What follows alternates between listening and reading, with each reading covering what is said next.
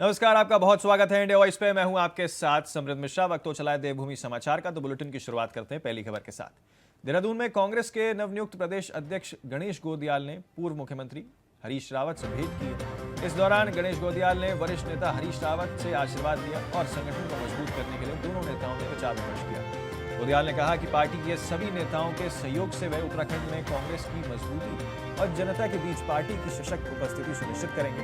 गणेश गोदियाल ने पूर्व मुख्यमंत्री हरीश रावत से यहां पर आशीर्वाद दिया और संगठन को मजबूत करने के लिए यहां पर उन्होंने योजना बनाने पर जोर दिया।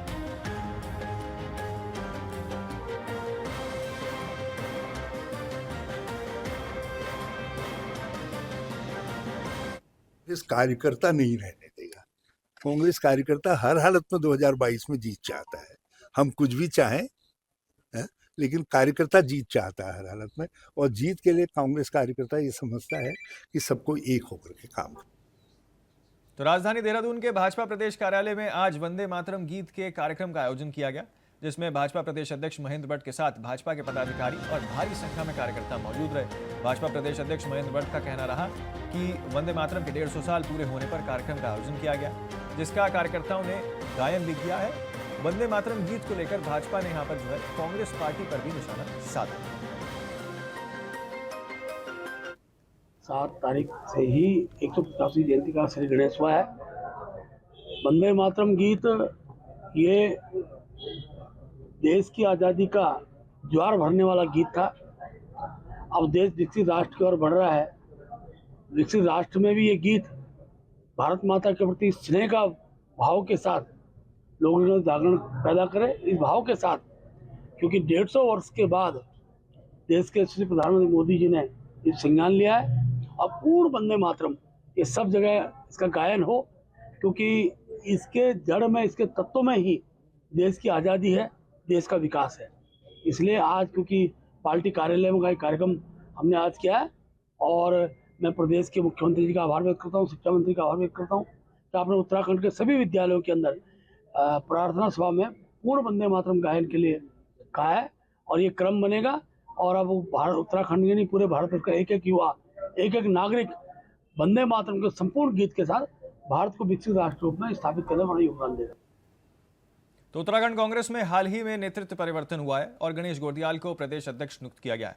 इस पर भाजपा प्रदेश अध्यक्ष महेंद्र भट्ट ने कांग्रेस को बधाई दी है। उन्होंने कहा कि देर से ही सही कांग्रेस ने आखिरकार अपनी टीम तैयार कर ली। भट्ट ने कांग्रेस की टीम पर टिप्पणी करते हुए कहा कि इसमें अधिकांश पुराने चेहरे शामिल हैं। गणेश गोदियाल पहले भी प्रदेश अध्यक्ष रह चुके हैं। वहीं अब आपको बता दें कि प्रीतम भी पहले इस पद पर रह चुके हैं। उनका कहना था कि उनके लिए नई टीम में भी कोई नया चेहरा नहीं है।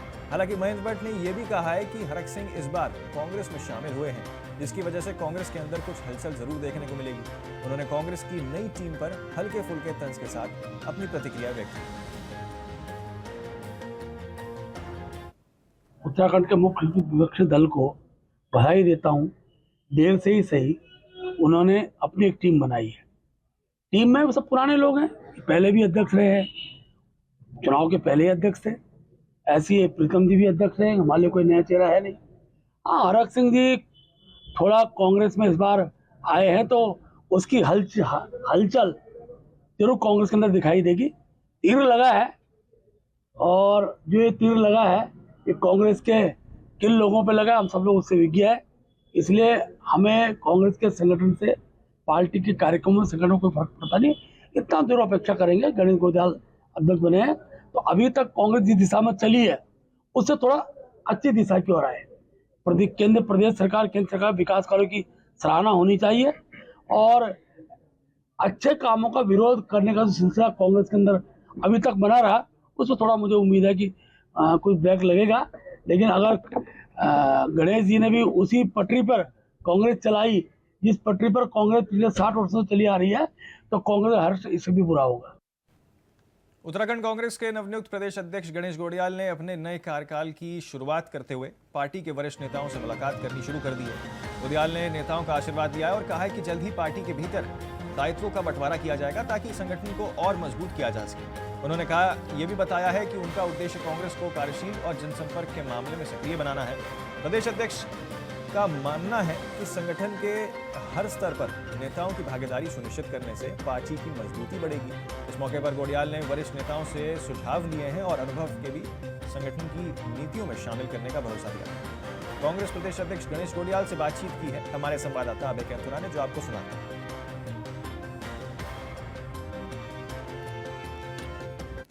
कांग्रेस के प्रदेश अध्यक्ष गणेश गोडियाल जी से बातचीत करना है। सबसे पहले नई जिम्मेदारी क्या कुछ बोलना है?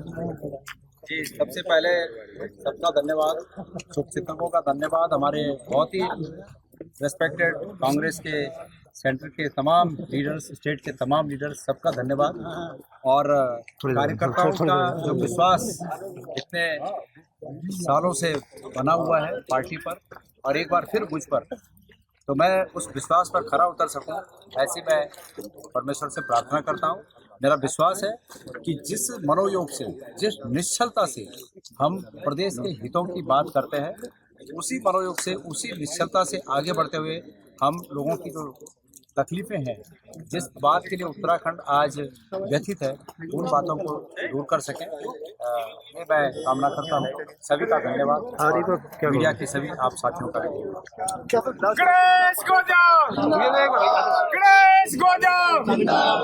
कांग्रेस पार्टी हाँ बिल्कुल, अभी हमारे सभी लोग बैठेंगे, हमारे सभी वरिष्ठ नेतागण बैठेंगे। अभी मैं आज सबसे मिल रहा हूँ, हम लोग सब तय करेंगे कि बैठकर आगे, मतलब 1 साल का समय हमारे पास है, तो इस 1 साल के समय में हम किस तरह से प्लानिंग करके आगे बढ़ेंगे, इस पर हम लोग सब बैठकर तय करेंगे। और जो भी निर्णय होगा वो सर्वानुमति से होगा, सभी के सहयोग से होगा और हम लोग सब मिलकर आगे बढ़ेंगे। ये आप लोगों का इजाद है। कृपया इस प्रदेश के हित में मैं आपसे एक उम्मीद चाहता हूँ, ये जरूर है हम पर ये जवाबदेही है और गणेश गोडियाल पर खास करके जवाबदेही है अब, कि इस प्रकार की बातें न उठें जो आप कह रहे हैं। लेकिन कृपया इस प्रदेश के हित में आप सरकार में जो गुटबाजी के कारण, सरकार में जो खींचतान है, उसके कारण जो इस प्रदेश का नुकसान हो रहा है, कृपया उसकी तरफ भी नजर इनायत करें। ठीक, थैंक यू सर बातचीत करने के लिए। ये कह सकते हैं कि कांग्रेस प्रदेश अध्यक्ष गणेश गोडियाल ने अपनी नई जिम्मेदारी मिलने पर पार्टी के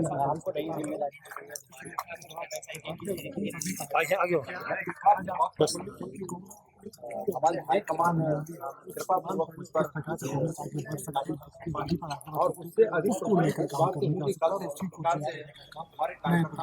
के आम लोगों का मनोभाव दिख रही है। तो रानी के सशस्त्र सीमा बल यानी कि एसएसबी के सीमांत मुख्यालय में 3 दिवसीय विशेष कार्यशाला का आयोजन किया गया, जिसका मुख्य उद्देश्य भारत नेपाल सीमा पर जाली नोटों की तस्करी को रोकने के लिए सुरक्षा बल की प्रतिक्रिया और शिक्षित करने के लिए किया गया था। इस प्रदर्शन में बैंक अधिकारियों ने भाग लिया और जाली नोटों की पहचान करने के साथ साथ उनके जांच के आधुनिक तरीके के बारे में भी विस्तार से जानकारी दी। डीआईजी परीक्षित बेहरा ने निर्देश में ये कार्यशाला एसबीआई के डिप्टी मैनेजर नितिन जोशी द्वारा संचालित की गई थी। कार्यशाला में कुल 16 प्रतिभागियों ने भाग लिया, जिसमें स्थानीय और क्षेत्रीय मुख्यालय से भी अधिकारी उपस्थित रहे।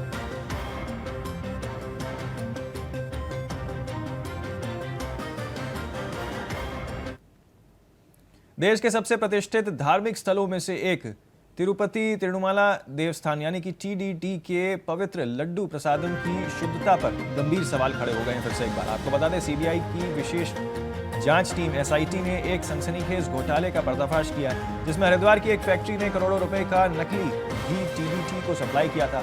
जांच में खुलासा हुआ कि 2019 से 2024 के बीच इस फैक्ट्री ने लगभग 250 करोड़ की मूल्य का तकरीबन कई करोड़ और लाखों रुपए की टीडीटी का सप्लाई किया था, जबकि कंपनी ने ना तो कभी दूध खरीदा ना मक्खन। बता दें कि 2022 में ब्लैकलिस्ट होने के बावजूद फैक्ट्री ने अन्य डेयरी के माध्यम से सप्लाई रखी है जारी। एफएसएसएआई के निर्देश पर हरिद्वार खाद्य सुरक्षा विभाग ने फैक्ट्री पर छापा मारा, जहां कोई घी उत्पादन का प्रमाण नहीं मिला है। अजय कुमार को दिल्ली से गिरफ्तार कर न्यायिक हिरासत में भेजा गया। सीबीआई अब सभी वित्तीय लेन देन और ट्रांसफर नेटवर्क की फॉरेंसिक जांच कर रही है। यह मामला भक्तों की भावनाओं और तीर्थ स्थल की पवित्रता पर एक गंभीर चोट बताया जा रहा है।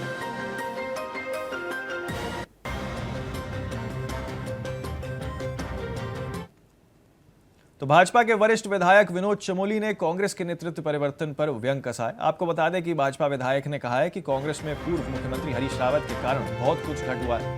भाजपा विधायक ने कहा कि कांग्रेस में जो भी ब्राह्मण मुख्यमंत्री रहा है वे पूर्व मुख्यमंत्री हरीश रावत से परेशान ही दिखा है। ऐसे में इस बार अगर पूर्व मुख्यमंत्री हरीश रावत को दरकिनार कर दिया गया तो कांग्रेस के लिए शुभ संकेत होंगे। जो लगता है कि जो कांग्रेस से ब्राह्मण दूर हुआ है, और कम से कम उत्तराखंड के संदर्भ में अगर बात करूं तो उसका कोई सबसे बड़ा कारण रहा है तो हरीश रावत रहे हैं। क्योंकि जब पहला मुख्यमंत्री उत्तराखंड को कांग्रेस ने ब्राह्मण दिया था नरेंद्र तिवारी जी को, नरेंद्र तिवारी जी को 5 साल तक हरीश रावत जी ने चैन से रहने नहीं दिया और उनको अपने 5 साल पूरे करने के लिए 150 लाल बत्तियां बांटनी पड़ी, विवेकाधीन कोष बांटना पड़ा, जमीनें कौड़ी के भाव 1-1 रुपये पर जमीनें लीज की गई। ये सब नरेंद्र तिवारी जी को करना पड़ा और ये इसलिए करना पड़ा कि उनको 5 साल पूरे करने थे। ये सब किसकी वजह से हुआ? और मैंने विधानसभा में भी विषय उठाया था कि अगर ये प्रदेश डिरेल हुआ है तो ये नरेंद्र तिवारी जी के कार्यकाल से हुआ है, कांग्रेस के कार्यकाल से हुआ है। और नरेंद्र तिवारी जी को सीट बचाने के लिए सब करना पड़ा। ये सब करवाने वाले थे हरीश रावत, उनके कारण ये दिक्कतें आ रही थी। दूसरा मुख्यमंत्री इस प्रदेश को कांग्रेस ने ब्राह्मण दिया था विजय बहुगुणा जी को, तो परिस्थितियां ये बन गई कि विजय बहुगुणा जी को कांग्रेस छोड़नी पड़ गई। पद तो छोड़ा ही छोड़ा, कांग्रेस छोड़नी पड़ी। उसका कारण कौन था? हरीश रावत। तो मुख्य तौर पर अगर कांग्रेस से ब्राह्मणों ने दूरी बनाई है तो उसके सबसे बड़ा कारण था कि हरीश रावत जी से ब्राह्मण वहाँ प्रताड़ित हुए और उसके बाद उन्होंने वहाँ से दूरी बनाई। और आज जो बात कहते हैं तो लगता है उनको एहसास हो रहा है कि हरीश रावत जी ने बड़ी जास्तियाँ की हैं उत्तराखंड के साथ में और उसके कारण आज कांग्रेस की दुर्गत हुई है। और कांग्रेस भी ये समझ रही है, ऐसा मुझे लगता है। इस बार उन्होंने देखे जो उन्होंने नई व्यवस्था बनाई है उसमें हरीश रावत जी को पूरी तरह से दरकिनार कर दिया है। तो फिलहाल जो है एक बहुत छोटे से ब्रेक के लिए रुक रहे हैं, आप बने रहिए इंडिया वॉइस के साथ। तो ब्रेक के बाद फिर एक बार आपका स्वागत है। आगे बढ़ते हैं बाकी खबरों की ओर। खबर डोईवाला से है, जहां जॉली ग्रांट एयरपोर्ट पर खड़ा सुखोई 30 MKI लड़ाकू विमान सुर्खियों में है। एयरपोर्ट प्रशासन ने जानकारी दी है कि यह विमान सोमवार को एक आपातकालीन स्थिति में जॉली ग्रांट एयरपोर्ट पर उतारा गया था। विमान की स्थिति की जांच करने के लिए एक तकनीकी विशेष टीम तुरंत एयरपोर्ट पर पहुंची है। एयरपोर्ट प्रशासन के मुताबिक तकनीकी टीम द्वारा की जाने वाली जांच के बाद सुखोई विमान आज पूर्वाह्न समय में फिर से उड़ान भरने के लिए तैयार हो जाएगा।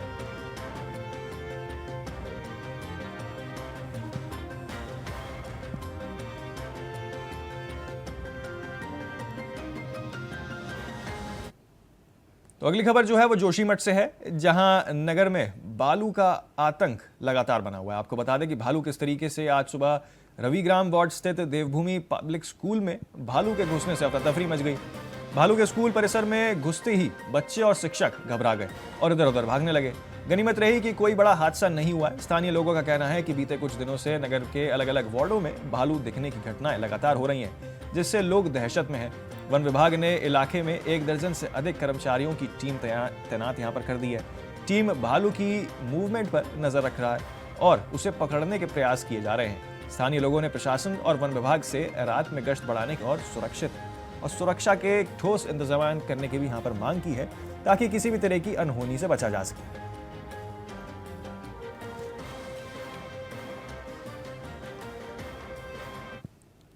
प्रधानमंत्री नरेंद्र मोदी ने उत्तराखंड की फिल्म नीति की सराहना करते हुए कहा कि राज्य अब देश का उभरता हुआ फिल्म डेस्टिनेशन बन चुका है। प्रधानमंत्री ने कहा कि फिल्म नीति में उत्तराखंड में शूटिंग आसान हो गई है और राज्य की प्राकृतिक सुंदरता अब फिल्म निर्माताओं की पहली पसंद बन चुकी है। इसी मौके पर मुख्यमंत्री पुष्कर सिंह धामी ने कहा है कि राज्य में फिल्म नीति बनने से स्थानीय फिल्म निर्माताओं को प्रोत्साहन मिला है और बाहरी फिल्म निर्माताओं के लिए सिंगल विंडो क्लियरेंस सिस्टम लागू किया गया है, जिससे शूटिंग की प्रक्रिया और भी सुगम हो जाएगी। सीएम धामी ने बताया कि इस पहल से व्यापक सराहना जो है वो हुई है और इसी कारण भारत सरकार ने उत्तराखंड को most film friendly state award से सम्मानित भी किया। राज्य सरकार का लक्ष्य है कि आने वाले वर्षों में उत्तराखंड न सिर्फ पर्यटक स्थल बल्कि भारत का मुख्य फिल्म निर्माण केंद्र भी बने। राज्य में फिल्म नीति बनने से हमारे जो स्थानीय फिल्म निर्माता है उनको भी प्रोत्साहन मिला है। साथ ही जो बाहर के हमारे निर्माता हैं उनके लिए भी हमने जो सिंगल विंडो सिस्टम क्लियरेंस की व्यवस्था की है, उनको परमिशन देने की व्यवस्था की है, उसको भी बहुत सराहा जा रहा है। इसीलिए हमको मोस्ट फिल्म फ्रेंडली अवार्ड के रूप में भारत सरकार ने सम्मानित भी किया है। तो रुड़की में भारतीय किसान लोड संगठन ने राज्य सरकार को कड़ी चेतावनी दी है। संगठन के राष्ट्रीय अध्यक्ष पदम सिंह रोड ने कहा है कि यदि गन्ने का रेट 500 रुपए प्रति क्विंटल नहीं किया गया तो हजारों ट्रैक्टर ट्रॉलियों के साथ देहरादून कूच किया जाएगा।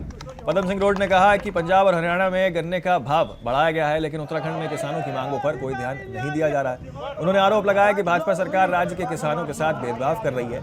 वहीं रुड़की सीओ नरेंद्र पंत ने कहा कि पुलिस प्रशासन पूरी तरीके से सतर्क है और स्थिति पर नजर रखी जा रही है ताकि सरकार भी किसी प्रकार की अव्यवस्था जो है वो ना पैदा हो सके और उसे बचाव कर सके।